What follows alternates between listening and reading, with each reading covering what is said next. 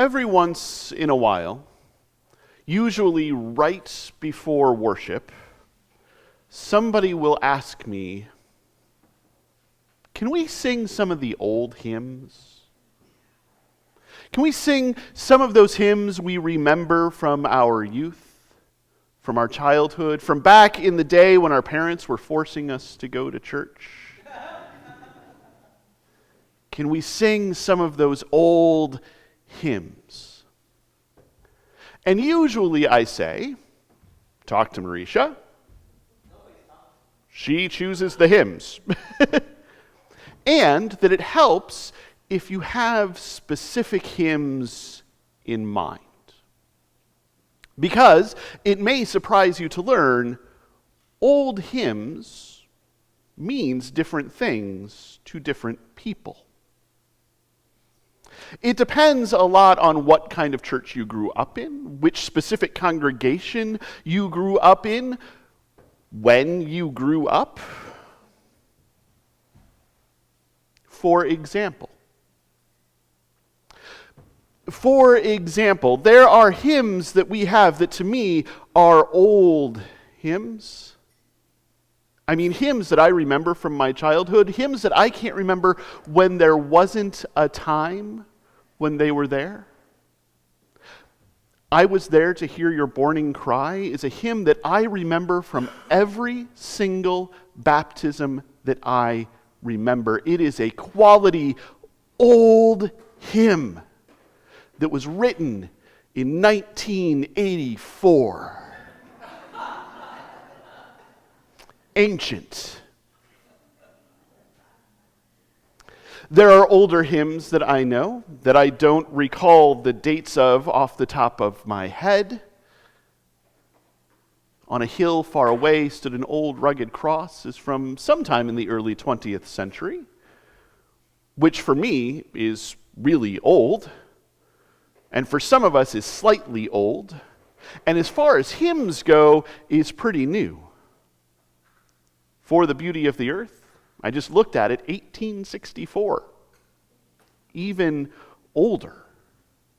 But it doesn't sound that old. And I don't remember singing it when I was a kid, although surely we did at some point. Which is to say, what counts as old varies from person to person, from community to community. And what counts as a favorite old hymn, and not some strange ancient hymn that we have discarded, varies a lot. I like the old hymns. I really do. There's a reason that many of these hymns are classics. There's a reason that so many people remember them, even if they're not that old, even if they are that old, even if they're positively ancient. They stick with us. They stick to our souls. They are important. But it is also true that some of the old hymns, some of the old songs, some of the medieval chants, we have released. We have let go. And there are times when it's important to do that. There are times when the old hymns aren't really singable anymore. They don't follow the melodies that we're used to. They don't have the harmonies that we're used to. Or when the words don't mean what they used to anymore. There are also times when the old hymns were written by people who we discover are problematic. And we question whether we want to sing their words, as beautiful as they may be. The old is a mixed bag. There is good with it, and there is bad with it, and there's a lot of middle ground with it. And a lot of deciding what to keep and what to discard is difficult work. It is also true that sometimes, every now and then, usually right before worship, somebody will ask, can we sing something new? Something contemporary? Something with, a beat to it? And I say, go talk to Marisha. And it helps if you have specific songs in mind. There is a lot of good contemporary Christian music. There is also, to be fair, a lot of bad contemporary Christian music. There are options out there. And we are a congregation that can mix old and new, that can find ways to honor what was before and do cool things with what is now. And we are a congregation that can honor what is now and find cool things to do with what was before. Old and new can exist together. I'm talking about this obviously because we're in this sermon series, The Cup of Blessing. We're talking about wine. We're talking about how Jesus is the cup of blessing. And we have this scripture today about old and new. And Jesus is pointing out a bit of a problem. See, he's got this thing that feels new. This thing that feels different. This thing that isn't the way that people have been doing things. And he's getting asked some questions, and he says, look, you can't take new wine and pour it into an old wineskin. If you do that, well, that new wine is going to keep fermenting. It's going to keep expanding, and that old wineskin is going to have grown stiff. That old wineskin is going to have grown rigid. And as that wine expands, as that wine grows, it's going to burst that wineskin. That old wineskin is not going to be able to hold new wine. So you need a new wineskin. Something that is flexible, something that'll stretch, something that will grow with what is going on inside of it. If you're going to have new wine, you need it in a new thing, and it's going to be different from the thing that came before. And it's such a nice little story. It's such a nice little parable because it gives a pastor like me an opportunity to talk about the importance of doing new things, of trying new things, of experimenting with new things. And let's face it, there are a lot of pastors who come up to the front of a sanctuary and want to talk about doing new things and trying new things and experimenting with new things, and who are often doing that in churches, in congregations that have always done things a certain way.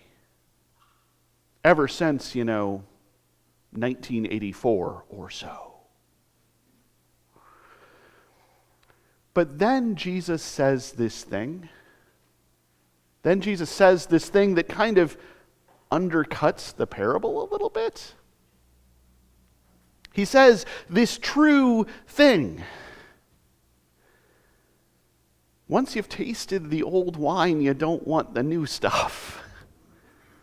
Once you've tasted the well-aged wine, you don't want the new stuff. Once you've had the wine that was at home in the old wineskin, you don't want the new stuff. The old stuff works well. And that's true.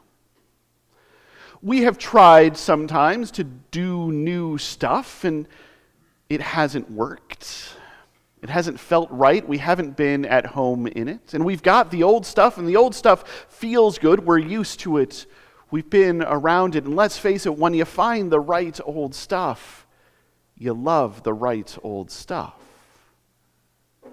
I don't know if you've ever seen those YouTube videos where some blessed child is experiencing classic rock for the first time, is listening to The Who for the first time, or the Rolling Stones for the first time, or since we're talking about old things, Wham for the first time. I don't know. And is amazed by what came before. And is introduced to this whole world of the old. The old can be amazing, and once you have it, you don't necessarily want to let it go. But there is this thing about the old.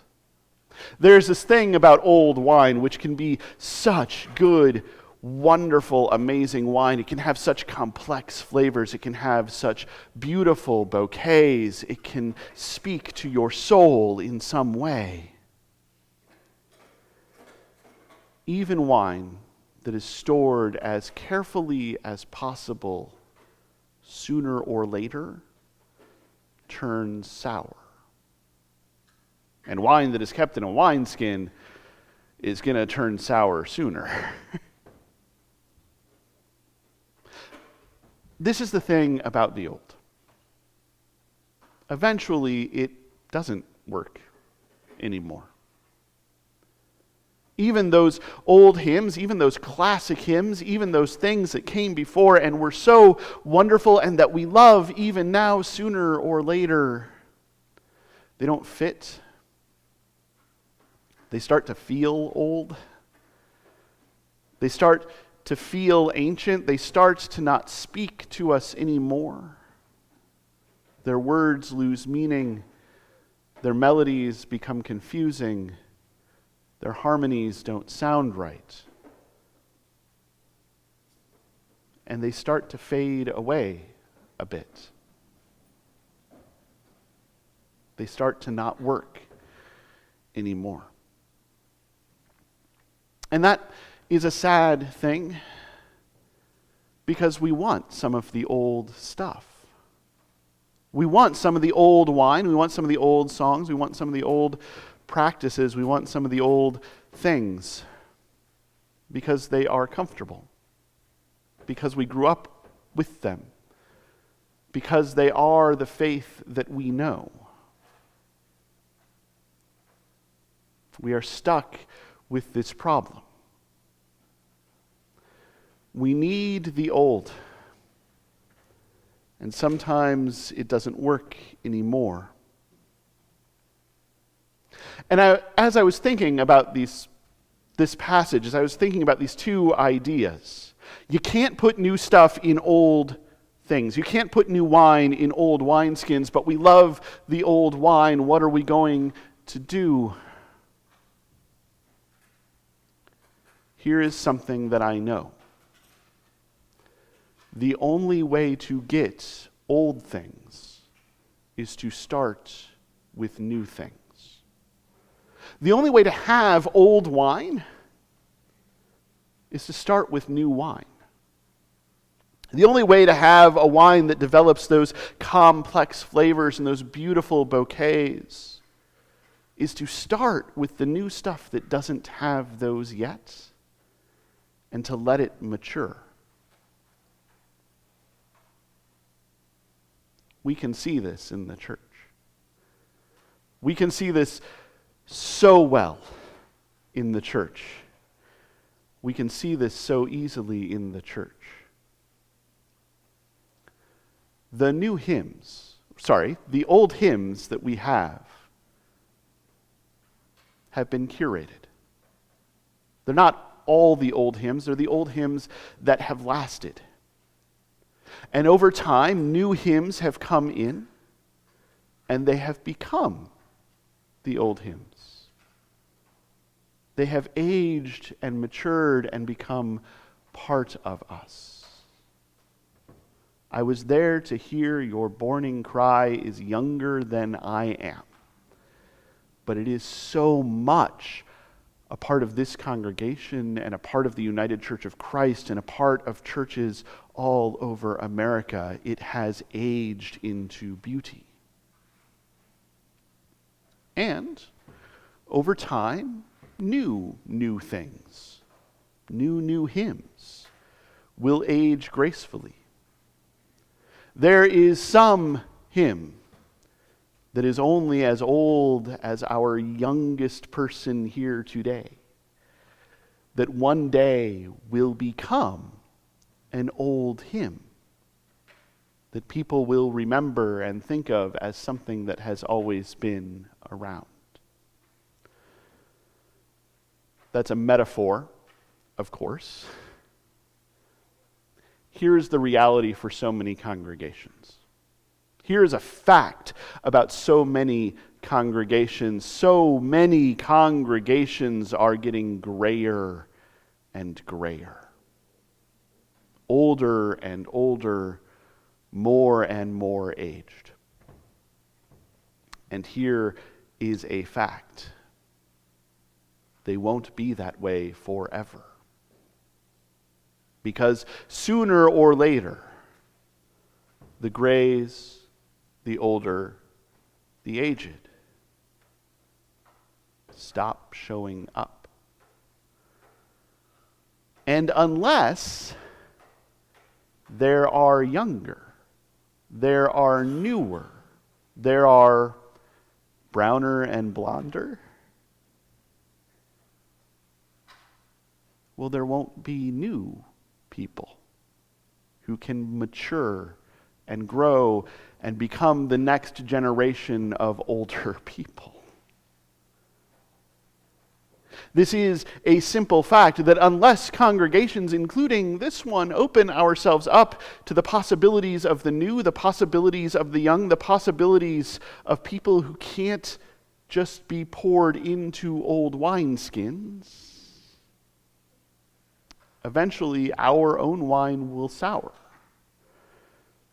and no one will be there to drink it. And so, I'm not trying to make a hard call. I'm not trying to call you to something difficult. I'm not trying to call you to something that we cannot do. We can hold on to the old. The old wine is beautiful, and we can introduce old wine to new people. But it is also true that unless we accept and celebrate and try and experiment with the new, eventually there won't be any old left. And we won't have any new old things to replace it. And we will have no wine at all. So here's what it is. We are a congregation that is willing to be open. We are a congregation that is willing to experiment. We are a congregation that is willing to find, to celebrate new things, to try new hymns, to welcome new people, to do new stuff, to see how it works, to let it mature, to get used to it, while keeping that which came before. Honoring the old, welcoming the new. Honoring the new, remixing the old. And through all of that, finding something amazing. Something that can be shared with everyone. Something that can be passed around so that everyone can have a bit, and so that there is enough and more than enough. This is what Jesus is asking. Because Christ is constantly handing us something new. Christ is constantly handing us this gospel, this good news, this abundant life, this resurrection. And asking us to find new ways to spread it, new ways to live it, new ways to grow into it. And it is through doing that we actually find new and abundant life. It is through dying to what was and being resurrected to what is to be that we enter God's reign of love. So let us, God, let us honor the old, celebrate the new, and bring them together, that all of us, that everyone might drink from the cup of blessing.